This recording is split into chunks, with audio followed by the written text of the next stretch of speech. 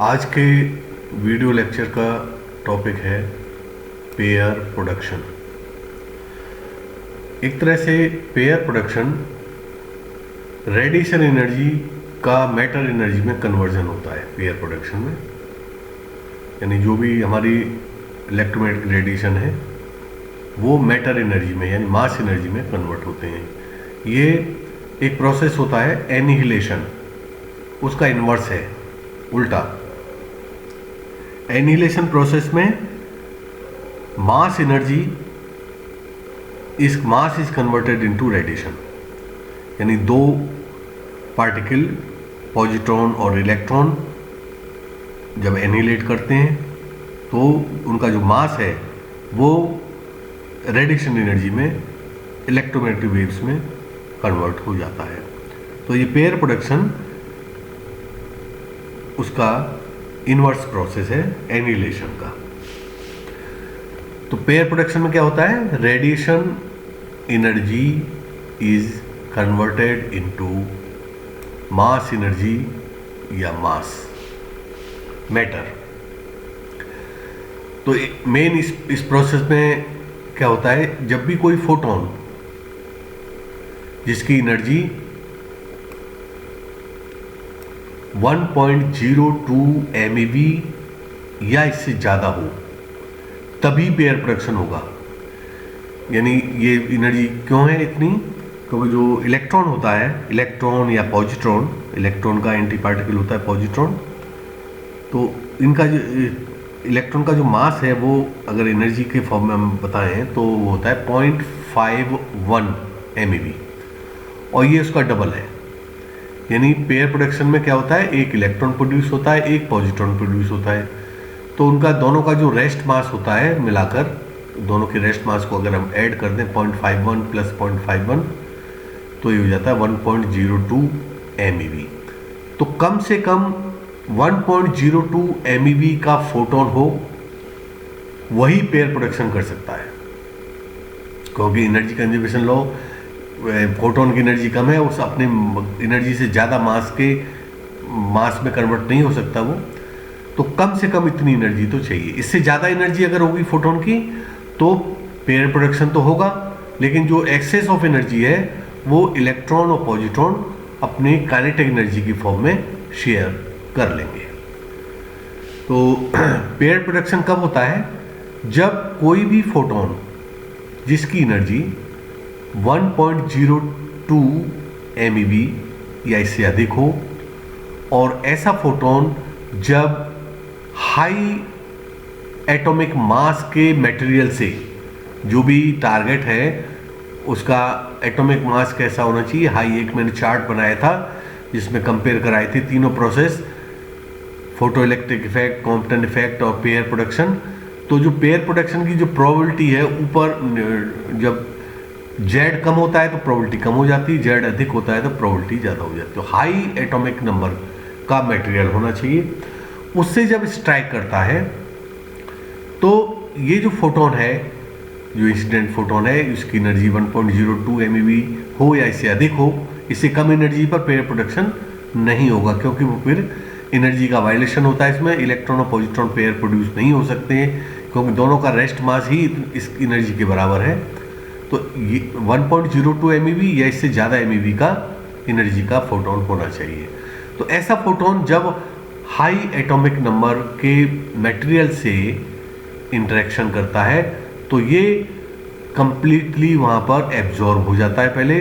और कहाँ पर एब्जॉर्ब होता है, जो मटेरियल में जो न्यूक्लियस हैं, न्यूक्लियस के फील्ड में, न्यूक्लियस में कैसा चार्ज होता है, पॉजिटिव चार्ज, तो उस पॉजिटिव चार्ज के फील्ड में ये फोटोन एब्जॉर्ब हो जाता है, और एब्जॉर्ब होने के बाद एक इलेक्ट्रॉन और पॉजिट्रॉन का a pair of electron and positron is produced.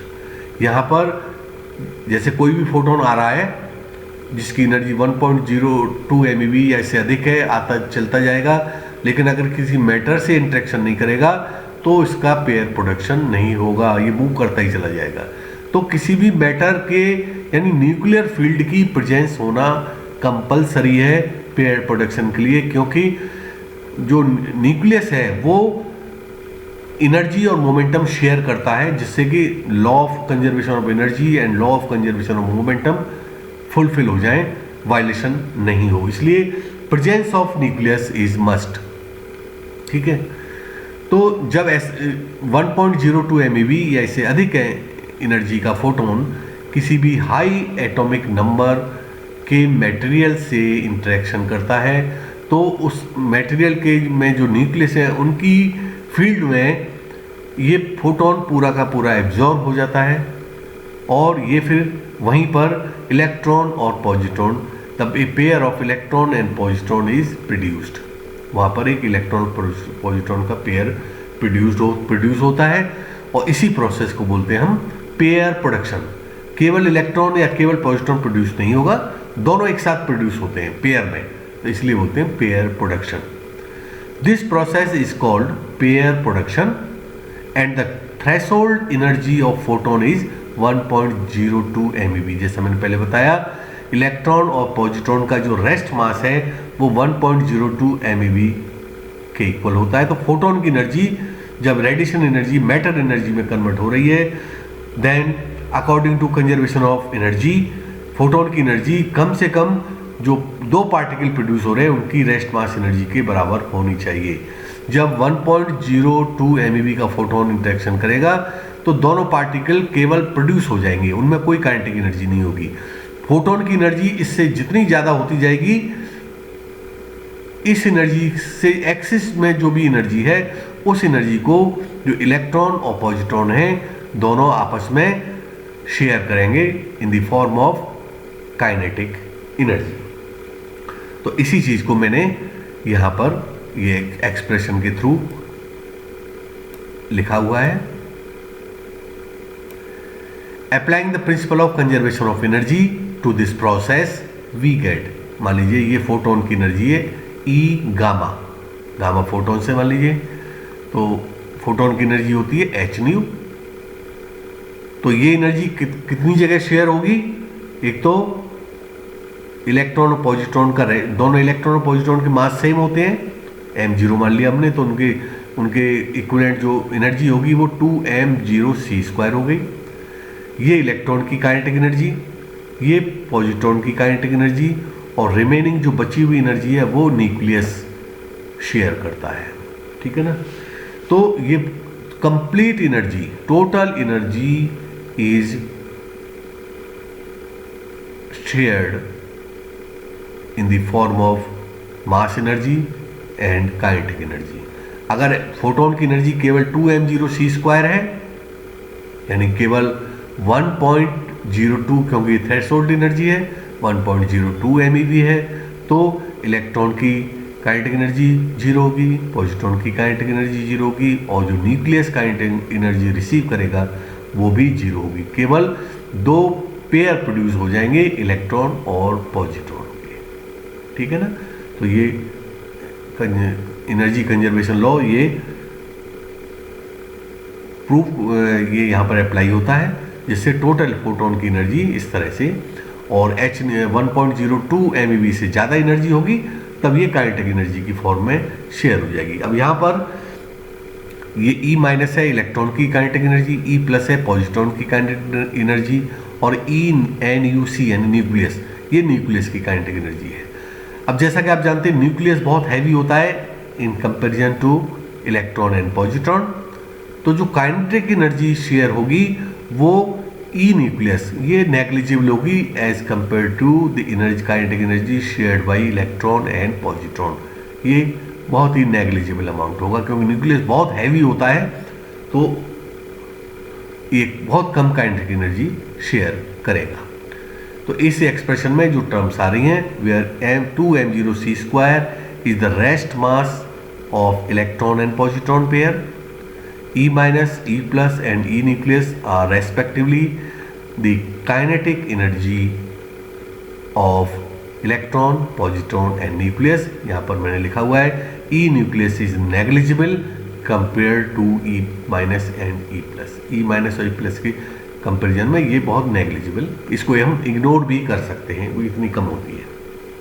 ठीक है, इक्वेशन 1 ये जो इक्वेशन बने शोज दैट, अब मान लीजिए सभी की काइनेटिक एनर्जी जीरो है तो कम से कम 2m0c² एनर्जी तो चाहिए ही चाहिए, यानी m0c² कितना होता है 0.51 MeV, तो 0.51 MeV इंटू 2 कर दो तो ये हो जाएगा 1.02 MeV। ये जो थ्रेशोल्ड एनर्जी है 1.02 MeV, तो कम से कम 1.02 MeV तो चाहिए ही चाहिए पेयर प्रोडक्शन। इससे जरा भी कम होगी तो पेयर प्रोडक्शन नहीं होगा। तो equation 1 shows that minimum photon energy required for pair production is 2m0c²। 2m0c² means 1.02 MeV। Energy of photon in excess of this amount, इससे ज़्यादा जो एनर्जी होगी वो क्या होगी, जैसे मैंने बताया शेयर हो जाएगी in the form of kinetic energy. तो in the energy of photon in excess of this amount is shared almost equally between two particles. Two particles कौन से, इलेक्ट्रॉन और पॉजिट्रॉन जो पेयर प्रोड्यूस हो रहा है। जैसा मैंने बताया ई न्यूक्लियस बहुत नेग्लिजिबल होता है, इसको हम इग्नोर कर सकते हैं। अब देखिए मान लीजिए ये न्यूक्लियस है और यहाँ पर पेयर प्रोडक्शन हो रहा है। पेयर प्रोडक्शन में क्या प्रोड्यूस होता है, इलेक्ट्रॉन और पॉजिट्रॉन। न्यूक्लियस कैसा चार्ज है, पॉजिटिवली चार्ज, और पॉजिट्रॉन कैसा चार्ज है, पॉजिटिवली चार्ज। तो दोनों में एक क्या लगेगा, कूलॉम रिपल्सिव फोर्स। तो काइनेटिक एनर्जी तो दोनों में है ही है, दोनों शेयर की, एक रिपल्सिव फोर्स और लग रहा है। और इलेक्ट्रॉन पर क्या होगा, न्यूक्लियस पॉजिटिव है, इलेक्ट्रॉन नेगेटिव है, दोनों कूलॉम अट्रैक्टिव फोर्स लगेगा। तो इलेक्ट्रॉन और पॉजिट्रॉन जब प्रोड्यूस होते हैं तो जो पॉजिट्रॉन है उसकी जो काइनेटिक एनर्जी है slightly greater than the kinetic energy of electron. क्योंकि इलेक्ट्रॉन इसके द्वारा अट्रैक्ट हो गया, पॉजिट्रॉन इसके द्वारा रिपेल हो गया, तो उसकी काइनेटिक एनर्जी बढ़ जाती है, इलेक्ट्रॉन की काइनेटिक एनर्जी कम हो जाती है। तो as the positron is repelled by the nucleus and electron is attracted by it, positron E plus receives slightly more energy। जो काइनेटिक एनर्जी इक्वली शेयर नहीं होती, इलेक्ट्रॉन न्यूक्लियस को तो हमने इग्नोर कर दिया, ई न्यूक्लियस को तो हमने इग्नोर कर दिया क्योंकि इसकी वैल्यू बहुत कम होती है। अब जो दो एनर्जी जो काइनेटिक एनर्जी शेयर हो रही है इन दोनों के बीच में, तो उसमें भी बराबर शेयर नहीं होती। जैसा मैंने बताया पॉजिट्रॉन है, पॉजिटिवली चार्ज होने की वजह से न्यूक्लियस से रिपेल होता है, और इलेक्ट्रॉन नेगेटिवली चार्ज होने की वजह से न्यूक्लियस से अट्रैक्ट होता है। तो इसी वजह से दोनों की काइनेटिक एनर्जी में थोड़ा डिफरेंस आ जाता है। तो इस वजह से क्या होगा, पॉजिट्रॉन की काइनेटिक एनर्जी थोड़ी ज़्यादा हो जाएगी और इलेक्ट्रॉन की काइनेटिक एनर्जी थोड़ा कम हो जाएगी। तो electron receive slightly more energy, कितनी एनर्जी ज़्यादा होगी उसकी वो हम इससे निकाल सकते हैं इस फॉर्मूले से। ये जेड क्या है, जो भी हमारा मटेरियल है जिससे गामा रेज या फोटोन से इंटरेक्शन कर रहे हैं उसका जेड है, तो उसका अगर मल्टीप्लाई कर दें तो इतनी एनर्जी ज़्यादा होगी पॉजिट्रॉन की kinetic energy as compare to the electron. तो positron receive slightly more energy than what electron receives. तो दोनों जो भी एनर्जी अवेलेबल है 2m0c² से एक्सिस में, उसको इलेक्ट्रॉन और पॉजिट्रॉन इक्वली शेयर नहीं करते, थोड़ा सा, यानी ज़्यादा डिफरेंस भी नहीं होता, लेकिन थोड़ा सा पॉजिट्रॉन ज़्यादा काइनेटिक एनर्जी रिसीव करता है, पॉजिट्रॉन की काइनेटिक एनर्जी थोड़ी सी ज़्यादा होती है और इलेक्ट्रॉन की काइनेटिक एनर्जी थोड़ा कम होती है as compare to the positron. इस पेयर प्रोडक्शन को डिरैक ने अपनी होल थ्योरी के द्वारा एक्सप्लेन किया। The formation of electron positron pair was explained by Dirac's whole theory। इसमें डिरैक ने रिलेटिविस्टिक वेव इक्वेशन को सॉल्व किया और उसमें जो एनर्जी किसी भी पार्टिकल की जो एनर्जी आइगन वैल्यूज आई वो इस इक्वेशन से दी गई हैं। Energy values are equal to plus minus bracket p² c² plus m0² c⁴ to the power 1/2। यानी कोई भी पार्टिकल होगा वो उसकी एनर्जी ये होगी। अब मान लीजिए कोई भी पार्टिकल है, उसका मोमेंटम अगर 0 है तो उसकी एनर्जी या तो प्लस m0c² होगी या माइनस m0c² होगी, इसके बीच में नहीं होगी। तो दोनों एनर्जीज के बीच में जो गैप हो गया, यानी कोई भी पार्टिकल होगा उसकी जो एनर्जी होगी वो माइनस mg² और प्लस m0² के बीच में एनर्जी नहीं हो सकती। या तो प्लस m0c² होगी, इससे ज़्यादा हो सकती है, या माइनस m0c² होगी, इससे कम हो सकती है। अगर उसमें थोड़ा मोमेंटम है तो ये तो रेस्ट मास हो गया, इसके एक्स्ट्रा जो भी होगी वो उसका मोमेंटम हो जाएगा। m0c² होगी तो मोमेंटम 0 हो जाएगा, माइनस m0c² होगी तो वो भी मोमेंटम 0 होगा। तो कोई भी पार्टिकल हो वो उसकी मिनिमम जो वैल्यूज है वो या तो प्लस m0c² हो सकती हैं या माइनस m0c² हो सकती हैं, अकॉर्डिंग टू डिरैक्स जो equations relativistic wave equation solve की उसके अकॉर्डिंग जो आइगन वैल्यूज आई उससे प्लस m0² से आगे कुछ भी हो सकती है अप टू प्लस इन्फिनिटी, और माइनस m0² से अप टू माइनस इन्फिनिटी कुछ भी वैल्यू हो सकती है एनर्जी की पार्टिकल की। लेकिन प्लस m0² और माइनस m0² के बीच में इस इंटरवल में एनर्जी नहीं होगी, यानी जो एनर्जी गैप हो गया दोनों में कितना हो गया, इसमें से इसको माइनस कर दो तो यानी गैप हो गया 2m0c² का गैप हो गया। इस गैप में किसी पार्टिकल की एनर्जी नहीं हो सकती। इसको मैंने यहाँ पे चित्र में फिगर में बनाया हुआ है। ये देखिए वाई एक्सिस पर तो ले लिया हमने एनर्जी पार्टिकल की, ये 0 एनर्जी है।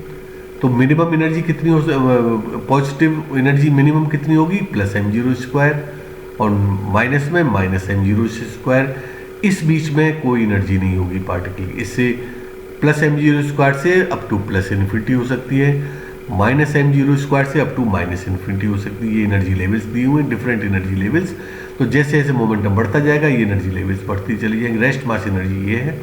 तो इस गैप में जो गैप हो गया कितने का हो गया, ये m0c² इधर, m0c² यानी 2m0c²। ये गैप फॉरबिडन गैप है।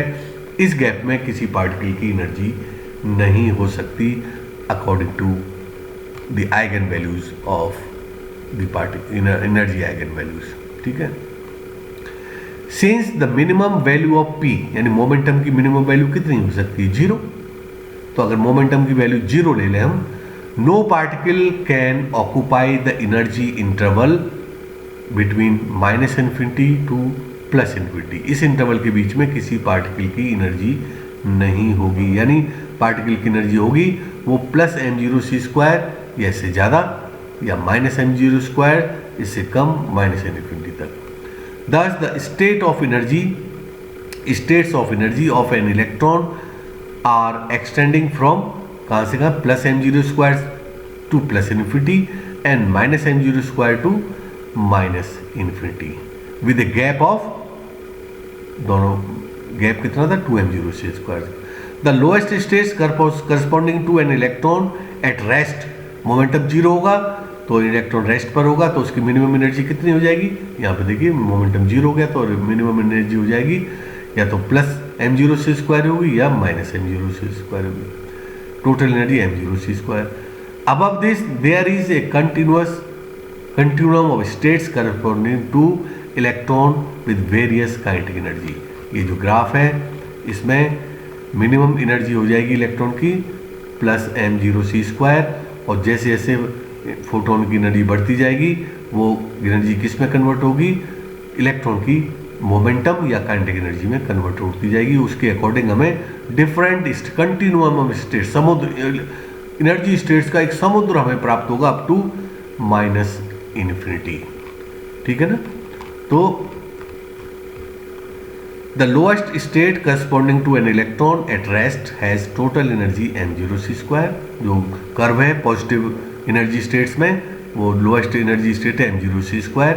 Above this there is a continuum of state, उसके ऊपर बहुत सारी स्टेट्स बनी हुई हैं up to infinity corresponding to electron with various kinetic energy. और अलग अलग स्टेट्स में जब वो m0c² स्टेट में होगा तो उसकी काइनेटिक एनर्जी 0 होगी, और उसके ऊपर जितनी भी स्टेट्स हैं उनमें रेस्ट मास के साथ साथ उनकी काइनेटिक एनर्जी बढ़ती चली जाएगी।